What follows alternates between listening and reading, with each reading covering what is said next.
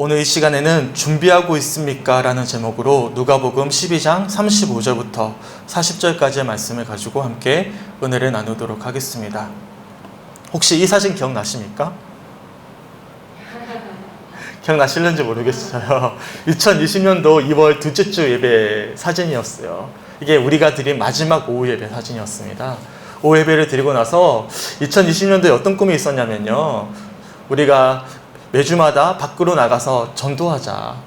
전도를 못 나가시는 분들은 교회에서 기도해 주시고, 전도하실 수 있는 분들은 저와 함께 나가서 점심시간에 우리 함께 전도하자라는 것이 첫 번째 계획이었고요. 두 번째 계획은 교육관을 이제 대대적으로 수리해서 이제 교회학교 예배를 제대로 한번 해보자. 그래가지고 우리가 교회학교 예배를 드리기 위해서 교육관을 대대적으로 정비했습니다. 기억나시죠? 해서 막 열심히 책상도 나르고 책도 이렇게 정리하고, 그리고 우리가 큰 맘 들어서 TV도 구매하고 음향시설도 다 맞춰놨어요. 그래서 감사함으로 기도했습니다. 하나님, 우리 교회에 이렇게 전도에 대한 마음을 주시고 교회학교에 대한 어떤 소망을 주시니 너무 감사합니다 했는데요. 바로 다음 주부터 코로나 바이러스가 크게 확산이 되면서 더는 우리가 이렇게 한 공간에서 식사를 할 수 없고 한 공간에서 심지어는 예배도 할 수 없는 그런 어려운 시간들을 보내왔죠. 바로 이 예배 직후에 코로나 팬데믹 사태가 터지게 된 것입니다. 어떻습니까? 혹시 예상하신 분 계십니까? 마지막 오후 예배였고 함께 식사하고 그렇게 함께 일을 할 수 있는 마지막 시간이었다는 것을 혹시나 예상하고 계셨던 분 계십니까? 예상했다면 수고 안 했죠. 예상했다면 왜 저 수고를 했겠어요? 얼마나 힘들었습니까? 돈도 안 들이고 수고도 안 했겠죠. 우리는 당연히 다음 주가 올 것이라 생각하고 우리는 그렇게 온 성도들이 한 마음이 되어져서 그렇게 준비했던 것이거든요.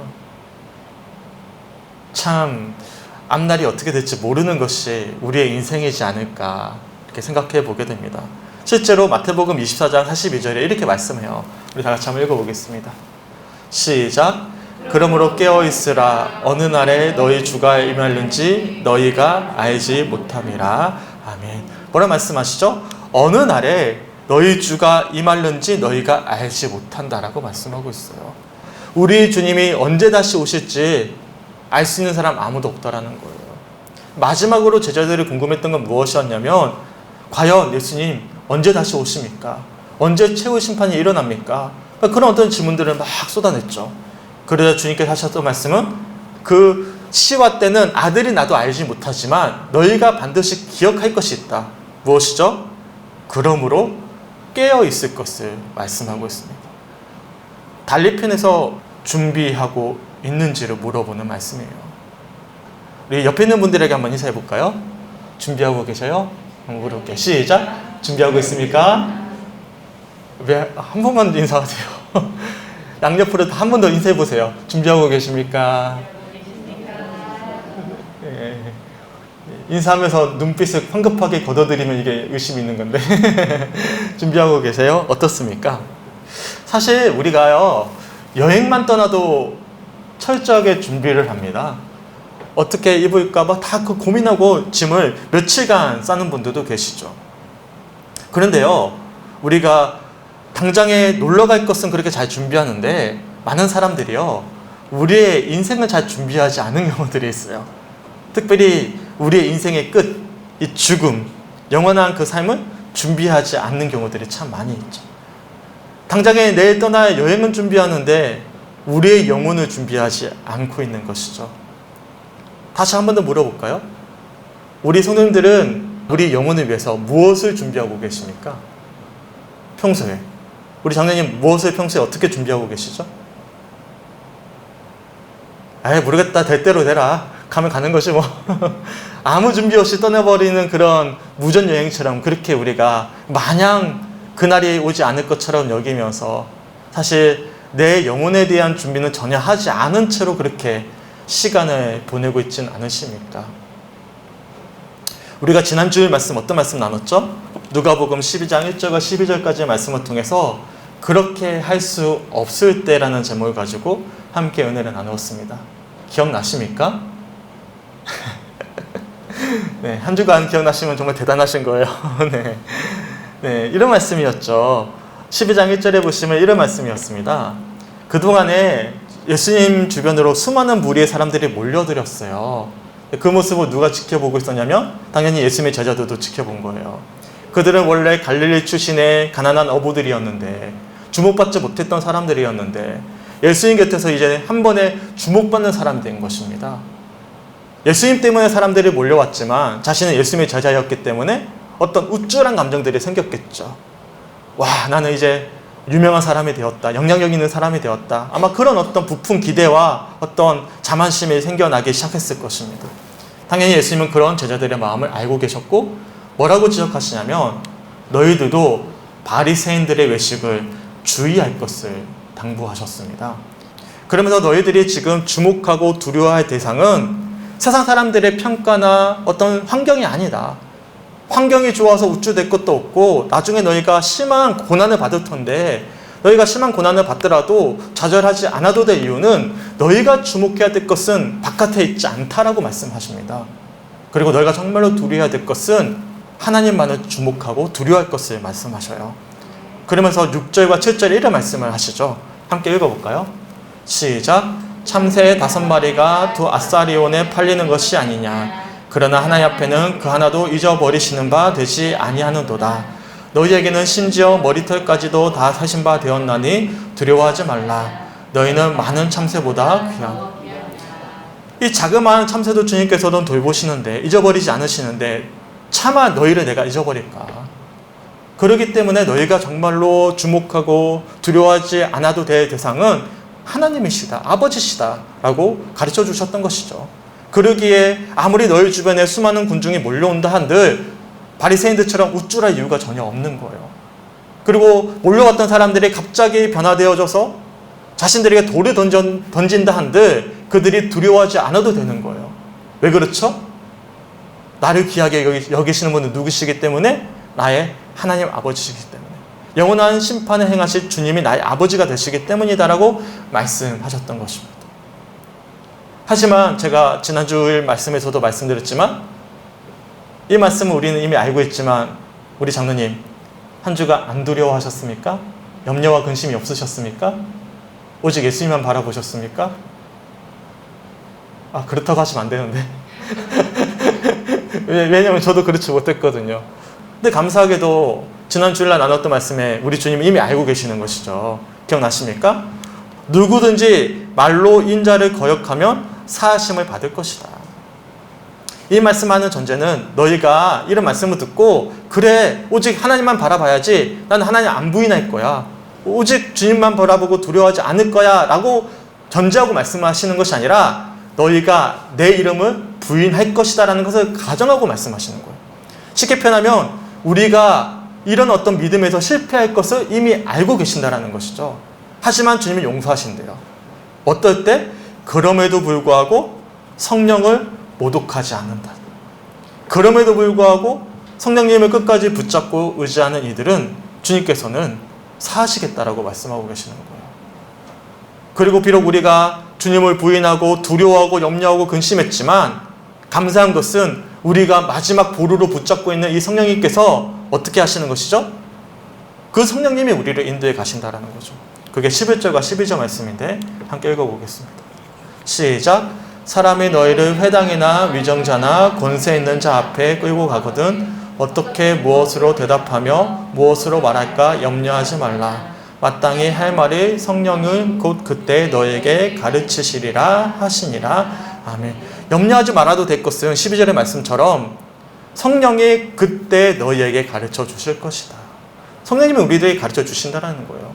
우리는 실패하지만 우리의 믿음은 실패하지 않을 것이다 라고 말씀하고 있는 것입니다. 이것이 지난 주일까지의 말씀이었어요. 그리고 이어지는 말씀이요.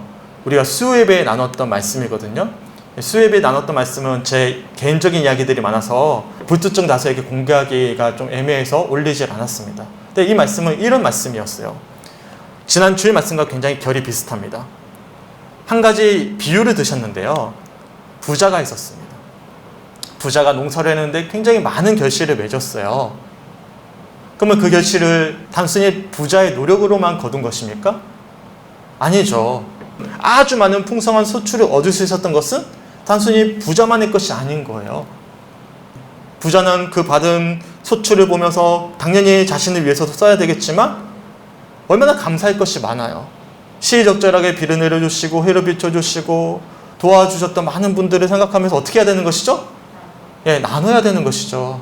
함께 해야 되는 것이죠. 하지만 부자 생각에는 뭐만 있었냐면 너무 많아져서 걱정인 거예요. 더 많이 거두기 위해서 창고를 크게 만들어 두고는 어떻게 하면 더 먹고 마실까 그것만 궁리하고 있었던 것이죠. 그런 부자의 예를 드시면서 우리 예수님이 이렇게 말씀하십니다. 20절과 21절 말씀 함께 읽어볼까요? 시작.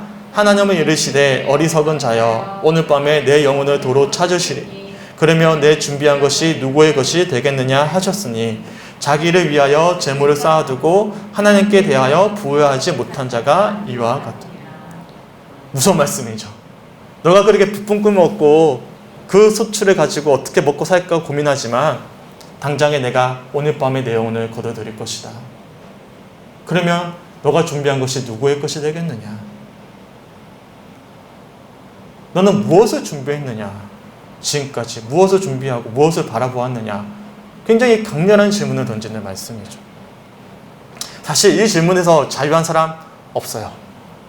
우리도 사실상은 부자와 크게 다르지 않는 크고 작음의 문제일 뿐, 어떤 모양이 다를 뿐, 모습이 다를 뿐, 사실 대부분 우리가 준비하는 모습들이 누가 비슷하죠? 부자와 사실 다르지가 않습니다.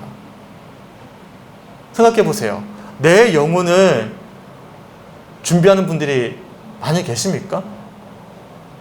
일주일 동안 우리가 무엇을 준비하고 살아왔습니까? 또 무엇을 또 자녀들에게 가르쳤고 또 무엇을 위해서 관계를 맺고 살아오셨습니까? 무엇을 먹을까? 무엇을 마실까? 무엇을 입을까? 당장에 내일 뭘 할까? 당장에 우리에게 주어진 이 하루를 어떻게 살아갈까에만 오롯이 준비가 되어 있었지 내 영혼은 어떨까? 주님은 어떻게 나를 바라보고 계실까? 내가 갈 곳이 어디일까? 정말 참된 가치가 무엇일까? 또 무형의 신앙에 참된 이 복음의 가치를 두고 진정으로 준비하고 또한 그렇게 소망했는지를 한번 스스로 물어보셨으면 좋겠습니다. 그러면서 29절 30절 말씀 이렇게 말씀하십니다. 우리 함께 읽어보겠습니다. 시작. 너희는 무엇을 먹을까 무엇을 마실까 하여 구하지 말며 근심하지도 말라. 이 모든 것은 세상 백성들이 구하는 것이라. 너희 아버지께서는 이런 것이 너희에게 있어야 할 것을 아시느니라. 이어서 31절과 32절입니다. 다만 너희는 그의 나라를 구하라. 그리하며 이런 것들을 너희에게 더하시리라. 적은 무리여 무서워 말라. 너희 아버지께서 그 나라를 너희에게 주시기를 기뻐하시느니라. 아멘. 무슨 말씀이죠? 그리스도인들은 우리 영혼을 향해 또한 주님을 바라보면서 날마다 준비해 나가는 자들임을 우리들이 오늘 말씀을 통해 알 수가 있어요. 우리가 무엇을 먹을까 마실까 근심하지 않아도 될 것은 이것은 모든 세상 사람들이 구하는 것이지만 우리 하늘 아버지께서 우리에게 있어야 될 것이 무엇인지를 아시고 이것을 주신다는 거예요. 그러기에 믿음이 적은 자들아 무서워하지 말고 오직 하나님과 그의 나라만을 구할 것을 말씀하고 계시는 것이죠. 다시 한 번 더 여쭤보겠습니다. 준비하고 계십니까? 준비하고 계신다면 무엇을 준비하고 계십니까? 오늘 본문의 말씀을 통해서 다시 한 번 더 우리가 한 주간 살아가면서 놓치고 있었던 것이 무엇인지 알고는 있는데 우리가 조금 소홀히 여기고 있었던 것은 무엇이었는지를 다시 한 번 더 확인하면서 아버지의 말씀 속에서 다짐하고 결단할 수 있는 그런 시간들이 되셨으면 좋겠습니다. 우선 본문 35절 말씀 다 같이 한번 읽어보겠습니다. 시작. 허리에 띠를 띠고 등불을 켜고 서 있으라. 아멘. 허리에 띠를 띈다. 뭐죠? 준비한다는 뜻이잖아요. 허리에 띠를 띠고 나서 뭘 준비할까요? 등불을 켜고 서 있어야 된다고 말씀하고 있어요. 어두운 캄캄한 밤 안갯길을 지나가요. 무엇이 딱 떠오르죠? 우리 인생이 그렇습니다. 제 인생이 그래요. 누군가가 제게 물어보면 아이 목사님 앞으로 어떻게 하실 거예요? 젊은 시절에는요 뭣도 몰랐으니까 이렇게 해서 이렇게 할 겁니다. 지금 와서 뭘 말도 안 되는 소리 하고 있어. 근데 제가 준비한다고 됩니까? 안 되잖아요. 그러니까 어린 시절의 흙이지. 점점 더 나이가 들고 세상이 무엇이고 삶이 무엇인지를 알고 보니까 내가 할 수 있는 게 사실은 별로 없어요. 당장에 어떻게 될지 모르는 앞날, 이 안갯길을 걸어가는 것과 다름이 없는 것이 인생이라는 것을 한번 돌아보게 됩니다. 그래서 누군가가 이제는요, 목사님 어떻게 하실 거예요? 몰라요. 하나님이 하셔야지 뭐 어떡해요. 저 하나님밖에 소망이 없어요, 사실. 근데 그게 진짜 은혜임을 고백하게 됩니다. 제가 성주교회 와서 가장 크게 배우는 거예요. 하나님밖에 없구나. 내가 붙잡아야 될 것은. 어두운 안갯길이 있는데 밝은 빛이 비춰져요. 그럼 어떻게 해야죠? 그 빛만 바라보고 나아가겠죠. 근데 우리가 지지난 수요 예배 때 이런 말씀 나눴죠. 누가복음 11장 36절 말씀 함께 읽어보겠습니다. 시작. 내 온몸이 밝아 조금도 어두운 데가 없으면 등불의 빛이 너를 비출 때 빛이 온전히 밝으리라 하시니라. 아멘. 등불이 비출 때면 조금 더 어두운 데가 없이 사라진다라고 말씀하면서 이 등불의 빛을 어디에 빗대서 성경에서 비유해 주고 있습니까? 바로 세상의 빛으로 오신 우리 예수님이심을 지지난 수요 예배 말씀을 통해서 살펴보았습니다. 우리 예수님이 우리 인생의 빛이 되어 주신다라는 것이죠. 이처럼 오늘 본 말씀은 허리에 띠를 띠고 준비하면서 뭘 들고 있는 거예요? 예수님이라는 빛을 들고 기다리고 있는 거예요. 단순히 한번 기다려볼게요, 노력해볼게요가 아니라 누구를 의지하고 지금 기다리는 거죠? 빛 되시는 예수님을 바라보면서 그 빛을 의지해서 우리가 기다리는 거예요. 그럼 무엇을 기다릴까요? 이어지는 36절 말씀 함께 읽어보겠습니다. 시작. 너희는 마치 그 주인이 혼인집에서 돌아와 문을 두드리면 곧 열어주려고 기다리는 사람과 같이 되리라. 아멘. 뭐라고 말씀하고 있습니까? 그 주인이 혼인집에서 돌아와 문을 두드리면 곧 열어주려고 기다리는 사람과 같이 되라. 여기서 우리가 주목해 보셔야 될 표현이 있습니다. 우리가 기다려야 될 사람이 누구죠? 주인이에요. 기다려야 될 사람이 주인이면 그럼 나는 누구죠? 하인이죠. 종이죠. 그러면 이 종이 주인을 기다리는 것은 반드시 해야 되는 행동이에요? 아니면 해도 되고 안 해도 되는 행동이에요? 고민을 하세요. 주인이라니까? 나는 하인이고 그러면 그 행동을 해야 돼요? 안 해야 돼요? 선택권이 있는 거예요? 아니면 반드시 해야 되는 거예요? 반드시 해야 되는 것이죠. 그렇기 때문에 오늘 말씀의 제목이 잠깐 애매해요. 준비하고 있습니까? 가 아니죠. 어떻게 되는 거죠? 당연히 준비하고 있습니다가 돼야 되는 것입니다. 당연히 준비하고 있어야 되죠. 왜요? 누가 오기 때문에? 주인이 오고 있기 때문에 그런 것입니다. 그러면 이어서 37절에 이렇게 말씀합니다. 다 같이 한번 읽어볼게요. 시작. 주인이 와서 깨어있는 것을 보면 그 종들은 복이 있으리로다. 내가 진실로 너에게 이르노니 주인이 띠를 띠고 그 종들을 자리에 앉히고 나와 수종 들리라. 아멘. 그렇죠. 종은 당연히 주인이 올 것을 기다려야 되는 사람들입니다. 그런데 37절 말씀처럼 주인이 왔어요. 그런데 정말로 하인이 잘 준비해서 깨어서 주인을 기다리고 있었습니다. 그랬더니 이 주인이 종을 향해서 뭐라고 표현합니까? 복이 있다라고 표현합니다. 근데 그 복은 놀라운 복이에요. 어떤 복이죠? 내가 진실로 너에게 이르노니 주인이 띠를 띠고 그 종들을 자리에 앉히고 나와 수종되겠다. 허리에 띠를 띠는 것은요, 하인만 하는 것입니다. 주인이 하인처럼 띠를 띠고는요, 도리어 하인을 주인 자리에 올려놓고는 주인이 하인의 발을 닦아주겠다라는 거예요. 신분의 변화이죠. 신분의 변화. 단순히 그래 잘했구나, 말주 하나 줄게, 상 하나 줄게, 그게 아닌 거예요. 단순히 위로해주고 격려해주는 것이 아닙니다. 그렇게 우리가 기다릴 때면 뭐가 바뀌는 거죠? 신분이 바뀌는 거예요. 하인이 뭐가 되는 거죠? 주인이 되는 것입니다. 놀라운 변화이죠. 시간 관계상 더 자세히 말씀드리지 않을게요. 우리가 그렇게 주님을 기다릴 때면 우리는 죽을 수밖에 없는 죄의 노예였는데 그런 주님을 온전히 맞이함으로 신분이 변화되는 거죠. 어떤 신분이죠? 이제는 죄의 노예된 종된 존재가 아니라 하나님의 아들, 주인이 되는 것입니다. 믿으십니까? 이것을 예표해주는 사건이 있죠. 이 본문 말씀을 성경학자들은 예수님이 제자들의 발을 씻겨주시는 장면과 연결이 된다라고 보고 있어요. 결국에는 우리가 주인이 올라를 간절히 기다리다가 그 주인을 마주할 때면 주인과 온전히 함께하게 되는 겁니다. 함께 동행하는 자들이 되는 것입니다. 그러면 주인이 언제 오는 것이죠? 언제 올까요, 주인이? 이어지는 38절 말씀 함께 읽어볼게요. 시작. 주인이 혹 2경에나 혹 3경에 이르러서도 종들이 그같이 하고 있는 것을 보면 그 종들은 복이 있으리로다. 아멘. 굉장히 중요한 말씀이거든요. 잘 보세요. 2경하고 3경이 무슨 의미인지 잘 모르시겠죠. 당시 시대 시간으로 따지면 밤 9시부터 12시가 2경이고요. 3경은 새벽 12시부터 3시까지입니다. 굉장히 피곤한 시간이에요. 하루 종일 기다렸는데 이제는 좀 자야 되겠다. 안 오실려나 보다. 그럴 때쯤이에요. 더군다나 3경. 가장 피곤한 시간이잖아요. 새벽 1시, 2시, 3시. 아주 고단한 시간입니다. 우리가 더는 못 기다리겠다. 아닌가 보다. 포기할 때쯤. 그때 누가 오신다라는 거예요? 주인이 오신다라는 거예요. 사실 우리가 주님을 믿을 때면 주님이 항상 내가 원할 때 찾아오십니까? 내가 필요할 때 찾아오세요? 그러지 않을 때가 더 많습니다. 왜 그럴까를 한번 곰곰이 주님 앞에 물어보셨으면 좋겠습니다.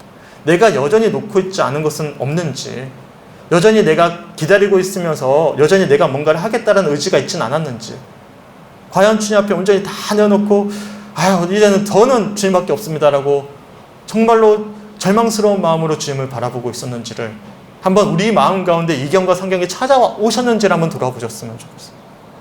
아직도 난 12시처럼 뜨거운 태양 아래 내가 뭔가를 하겠다는 의지를 가지고 있진 않았는지 한번 돌아보시면서 이 시간 이 말씀들을 깊이 묵상해 보셨으면 좋겠습니다. 그러면서 이어서 39절에 이렇게 말씀합니다. 시작. 너희도 아는 바니 집주인이 만일 도둑이 어느 때에 이를 줄 알았더라면 그 집을 뚫지 못하게 하였으리라.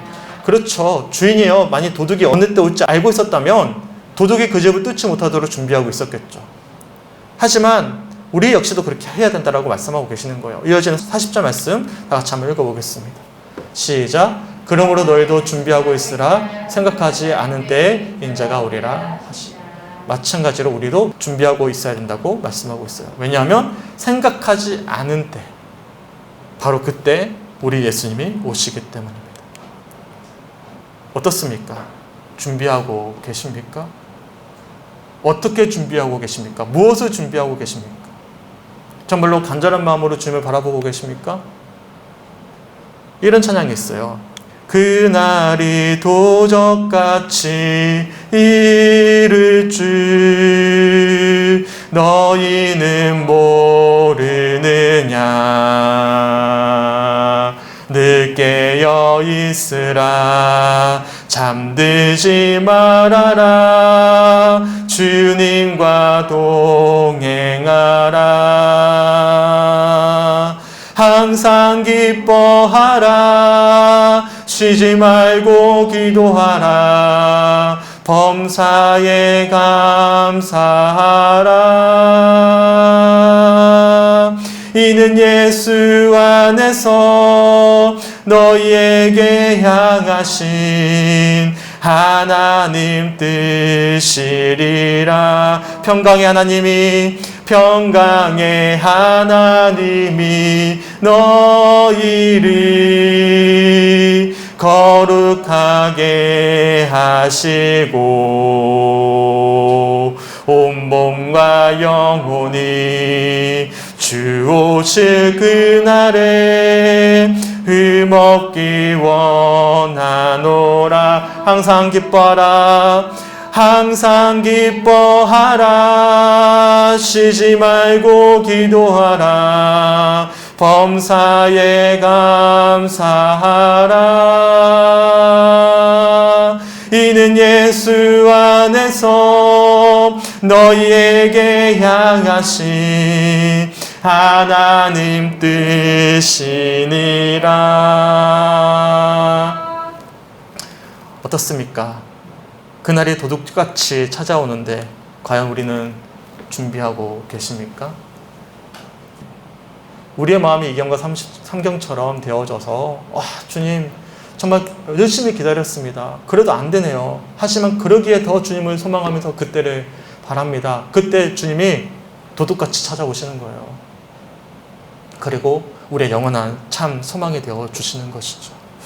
소망하기는 오늘 주시는 말씀들을 좀 천천히 개인적으로도 한번 묵상해 보시면서 각자에게 주시는 말씀의 은혜들이 다 다르겠죠? 주제는 같지만 내게 주셨던 그 말씀을 놓쳐버리지 않으셨으면 좋겠습니다. 오늘 말씀의 내용은 잊어버리셔도 돼요. 저도 기억이 안 나요. 하지만 오늘 말씀을 듣고 내게 주신 말씀은 있거든요. 아, 이렇게 해야 되겠다. 이런 말씀이 아버지의 마음이구나. 나를 향한 마음이구나. 말씀이구나라는 것은 붙잡고 한 주간 사셨으면 좋겠습니다. 아멘. 그 말씀 붙잡고 한 주간 준비하는 자로서 이 어려운 팬데믹 상황 속에서도 여전히 안갯길과 같은 믿음의 여정을 끝까지 안주하면서 하나님께 영광 올려드릴 수 있고 또한 이 어두운 세상 속에서 빛을 비출 수 있는 우리 진정한 믿음의 사람들이 되시길 주님의 이름으로 간절히 축원합니다.